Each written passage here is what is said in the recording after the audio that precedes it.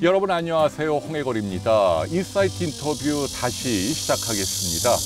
자, 오늘 주제는 고지혈증입니다. 이 분야 최고의 전문가라고 할 수 있는 서울아산병원 내과 한기훈 교수님. 네, 우리 한기훈 교수님은 아산병원 교수님으로 20년째 계시고 네. 제 의과대학 선배님이시고 제가 내과 인턴할 때 2년차 레지던트로 계셨고 벌써 그렇게 됐죠. 그러니까요. 네. 그런데 오랜만에 뵀는데 진짜 여전하세요. 예, 온화하시고 거의... 젠틀하시고. 예. 우리 한 교수님은 사실은 뭐 EBS 명의도 나오시고 의사 사회에서는 뭐 콜레스테롤과 관련해서 가장 전문가로 누구나 인정하는 분이고요.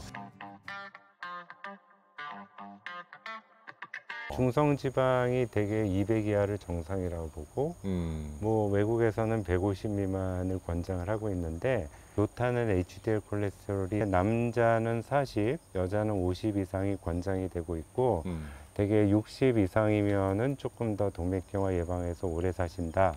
그래서 HDL이 높으신 분들이 장수 유전자를 갖고 있다까지 표현을 하는데 LDL 콜레스테롤은 369라는 개념이 있어요. 그래서 130 미만이 보통 정상이라고 말씀을 드리고 네. 그리고 190이 넘으면 369의 제일 위. 그러면 아무리 건강해도 20세가 넘으면은 조절을 하라고 그러고 그땐 아무리 건강 관리를 해도 정상까지 안 내려가니까 약이 필요하다고 얘기를 해요. 그때 HDL 높은 거는 보너스 1점. 좋은 거죠. 근데 안 좋은 쪽에서 뭐 당뇨 체질이 있다든지 담배를 뭐 여성분인지 남성인지 모르지만 담배 드신다든지 혈압이 있다든지 뭐 이런 여러 가지 혈관의 상태가 벌써 아쉽게 동맥경화기가 있다든지 하는 거를 감안을 하셔서 나쁘다는 LDL을 약을 먹어서 더 낮출지 안 낮출지를 잘 결정하시는 게 중요합니다. 네, 지금 아주 중요한 말씀을 해주셨네요. 이게 단순히 HDL, LDL, 중성지방 이런 몇 가지 수치만으로 획일적으로 뭐 약을 뭘 먹어라, 뭘 하라 이렇게 얘기할 수 없다. 그렇죠. 그러니까 그 환자 케이스마다 다 맞춤형으로 접근을 해서 따져볼 게 많다는 얘기는. 그래서 콜레스테롤 수치 또는 LDL이 똑같다 하더라도 그분의 위험성을 똑같다고 얘기를 하지 않습니다. 그렇군요. 그래서 맞춤 치료라는 개념이 이상지혈증에서 거의 최초로 성립이 됐다고 저는 믿고 있고요. 그 주의를 잘 보셔야 되고 결국 이상지혈증을 조절하는 거는 혈관의 건강을 유지하거나 혈관성 질환을 예방을 하는 거기 때문에 그분의 위험도를 따지거든요. 그래서 그분의 위험도가 높은지 낮은지 판단해야 되고 LDL 콜레스테롤은 그 중에 일부이다. 이렇게 이해를 해주시면 될 것 같습니다. 네.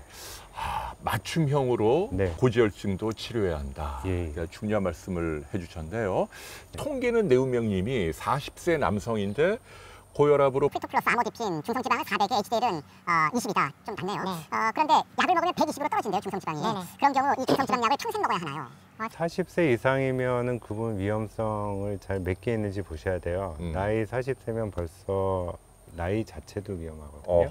그다음에 혈압약 드시고 계니까 고혈압 있으신 거고 중성지방이 200 미만인데 400 이상 올라가고 HDL은 40 이상이 정상인데 20밖에 안 되세요. 그렇죠. 균형이 안 맞는 거죠. 근데 이런 분들은 심장병 위험이 그 자체로도 좀 올라가고 이런 경우에 이제 당뇨성 체질이어서 혈당이 좀 올라간다든가 아니면 허리둘레를 보셨을 때 남자는 35인치, 여성은 31인치처럼 복부 비만이 있고 등등 그런 경우를 대사증후군 당뇨 전 단계라고 하거든요.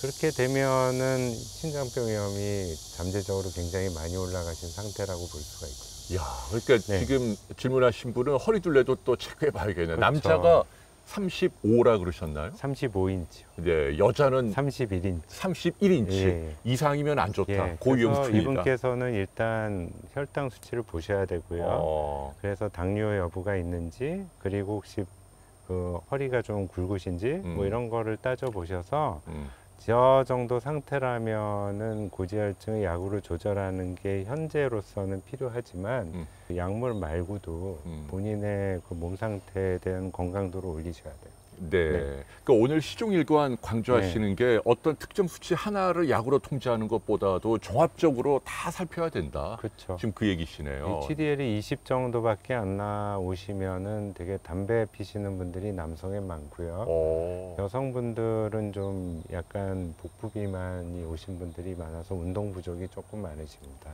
HDL이 예, 낮은 이유가 예. 여성은 운동 부족, 네. 남자는 담배를 피워서 예, 예. 그렇다. 예. 그러면 반대로 여자분이 운동을 하고 남자가 금연하면 올라갈 수 있다. 좋은 그렇죠. 콜레스테롤이. 그게 HDL의 묘미인데 네. HDL은 낮다고 해서 아직 그거를 딱 그 양궁에서 활 쏘듯이 목표로 해가지고 아직 올리는 약은 없어요. 그러게요. 약으로 예. 딱 훌륭한 건 근데 없더라고요. 그분의 HDL이나 중성지방은 그분의 인생을 좀 반영을 하는데 그분의 노력에 따라서 중성지방이 좀 더 낮아지고 HDL이 올라가는 것은 굉장히 큰 의미가 있습니다. 이야. 네.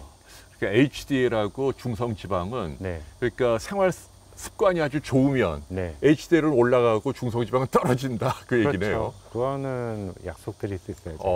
담배 끊고 네. 운동하고 예. 근육 키우고 뭐 예. 뱃살 줄이고 예. 등등. 네, 아휴, 그러네요.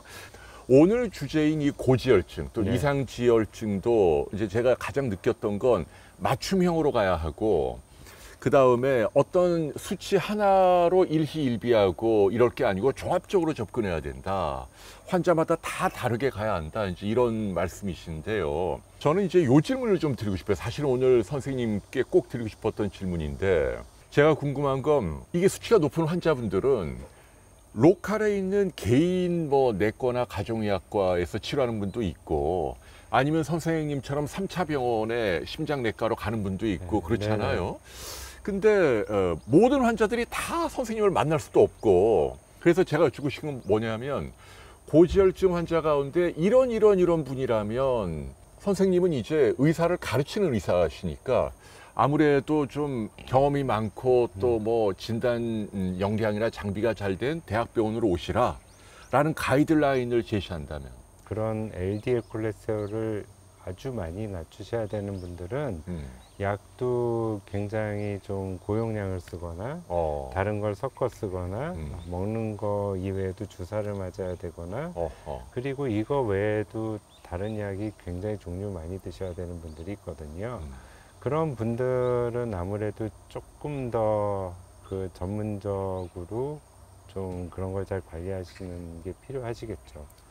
그분들은 비단 고지혈증을 보는 의사뿐 아니라 주위에 어떤 문제가 생겼을 때 그걸 해결해 주는 그런 장소나 그런 기관을 원하기 때문에 그런 분들은 사실 3차 병원에서 좀 더 그 아주 적극적으로 보시는 게 필요하다고 생각합니다.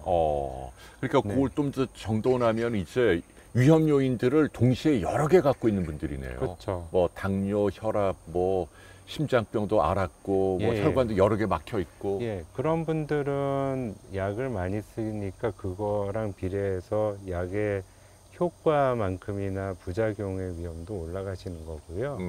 또 한 번 심장병에 걸리시면 최소 앞으로 한 2, 3년 또는 1년 동안에 재발하는 경우가 굉장히 많기 때문에 그런 최소한 그런 분들은 한 2, 3년 정도는 조금 더 전문적이고 사후 조치를 하실 수 있는 데에서 관리를 해서 안정이 되신 다음에 이제 결정에 따라서 좀 더 편하게 관리하시는 게 저는 좋다고 생각을 하죠.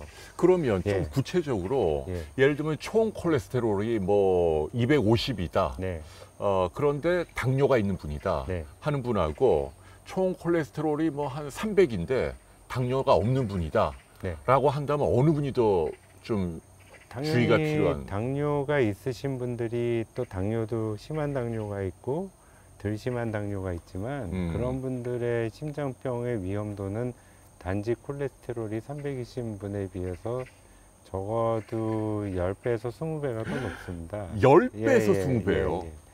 특히 연령에 따라 다르죠. 그런 거기 때문에 그런 분들이 정말로 잘 보셔야 되고 또 역설적으로 그런 분들의 지질 관리를 잘하면 심장병의 예방 효과도 훨씬 큰 게 사실이세요. 근데 제가 그런 분들은 당뇨약 잘 쓰시고 그러면은 2차 진료 기관에서 보실 수 있겠죠.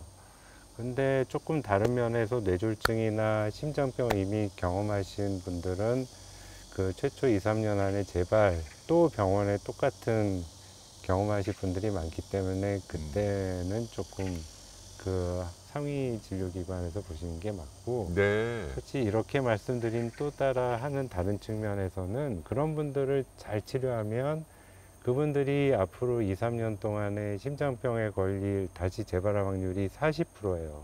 와, 많은 임상 연구가. 40%나 예. 재발해요. 근데 모든 거를 다 동원해서 열심히 조절해서 그분의 위험도를 반으로 줄였다고 쳐요. 그럼 20%가 된 거죠. 그렇죠. 그러면 엄청난 효과입니다. 그렇죠. 가장 돈값도 하고 경제적으로도 의미는 있어요. 근데 이분들은 어떻게 생각하실 수 있냐면, 죄송한 말이지만 여전히 20%는 심장병에 걸리시기 때문에 어떤 측면에서는 이렇게 노력하고 이렇게 병원에도 많이 오고 약도 열심히 먹고 이랬는데 왜 또 자기는 심장병에 왜 또 걸리느냐. 아, 그래도 절반이나 줄였는데. 그렇죠. 그러니까 의사 입장이나 전체적인 면에서 효과는 그런 분들이 가장 많이 보시는데 아쉽게도 거기에 들지 못하시는 분들은 여전히 걸리시는 분들이 있는 거고, 그런 분들은 굉장히 또 아쉽게 생각하시거든요. 그거는 뭐 좀 불강력적인 그래서 거죠. 이런 거는 책임의 소지를 떠나서 3차 병원 같은 데서 계속 조금 그런 기간 동안은 약간의 같이 그 의사랑 환자분이 같이 하시면서 뭐 책임과 여러 가지 진료나 효과를 같이 이제 공유하시면서 그 시간을 보내시는 게 조금 더 맞다고 생각하고요. 네. 그런 이제 철저한 그런 전쟁터에서 조금 벗어나신 분들은 이제 조금 더 편안하고 약간 단순화되고 그리고 좀 더 지속적으로 볼 수 있는 그런 곳을 선택하셔도 될 거라고 생각합니다. 그러니까 여러분들이 지금 보면은 수치 하나하나에 굉장히 신경을 쓰는데 전문가 입장에서 보면 뭐 LDL, 뭐 중성지방, 뭐 HDL 이런 것들도 중요한데 지금 그 수치가 아까 뭐 말씀하셨지만 뭐 250하고 300하고 300이 훨씬 뭐 안 좋은 것처럼 사람들은 생각하지만 오히려 당뇨나 이런 게 더 같이 갖고 있는 게 더 중요할 수 있다. 그렇죠. 그런 걸 그리고 지금 그 제일 중요한 게 심장병이나 중풍을 알았던 분들, 그런 분들은 만일 고지혈증이 있다고 한다면 가능하면 좀 3차 병원에서 엄격하게 치료를 하자, 그 얘기시네요. 그렇죠. 조금 더 숫자로 말씀드리면 LDL이죠. 한 150인분이 있고 한 200인분이 있어요. 그렇죠. 근데 150인분에 비해서 200인 사람들은 심장병의 위험이 많이 치면 한 배 반에서 2배가 더 높아요.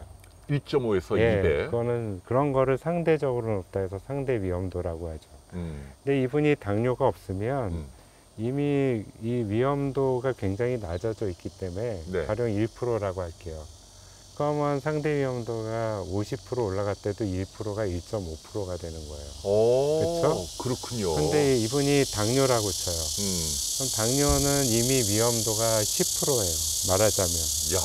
그럼 10%가 50% 올라가면 15%가 되는 거예요. 그러네요. 그러면 절대적으로는 이분은 5%가 LDL이 50 높아서 5%나 올라가는 분이고, 당뇨가 없으신 분들은 똑같은 LDL이 50이 올라가도 그냥 0.5% 올라가는 거예요. 여러분 이해가 되시죠? 그러니까 기본하고 주위에 어떤 위험이 있는지를 같은 콜레스테롤 수치라도 같이 보시는 게 앞으로의 계획을 세우시는데 굉장히 중요한 요소라고 말씀을 드리는 겁니다. 네, 그러니까 LDL이 뭐 150에서 200 뛴다 이거 자체보다도 베이스라인으로 당뇨 같은 게 굉장히 위중한 위험 요인이 있으면 상대적으로 훨씬 걸릴 확률이 높은 거네요. 그럼 그런 게 당뇨 말고 또 눈여겨볼 게 뭐가 있습니까?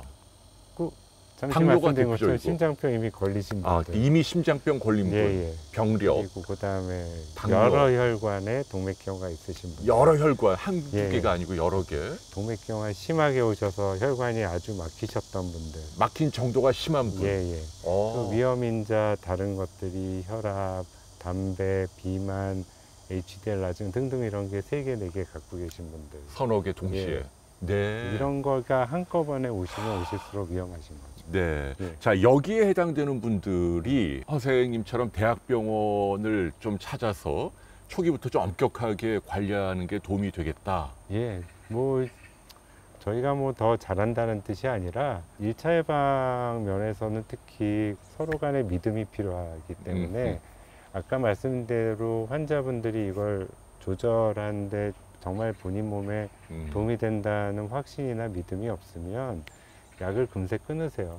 그러면은 치료 안 하는 것보다 못할 수 있기 때문에 그런 면에서 어디에서 처음 시작하시든 이 약을 왜 드시는지, 네. 왜 유지해야 되는지 정확한 이유와 좀 확신을 가지시는 게 시작으로서 굉장히 중요하다고 말씀을 드리고 싶습니다. 네. 앞으로 우리 환자들을 위해서도 좋은 연구 좀 많이 해주시고요. 다시 한번 귀한 시간 내주신 거 감사하다는 말씀 올릴게요. 홍혜결 기자님도 이런 좋은 장소 초대해 주신 거 감사드리고 너무 그 여러분들한테 좋은 그 정보를 주시는데 앞으로도 정말 훌륭한 프로그램 많이 만드셔서 정말 우리나라 분들이 다 건강하게 잘 지내실 수 있는데 도움을 주시기 바라겠습니다. 네, 아우 네. 정말 감사합니다. 네, 선생님 고맙습니다. 감사합니다. 여러분 감사합니다. 안녕히 계십시오.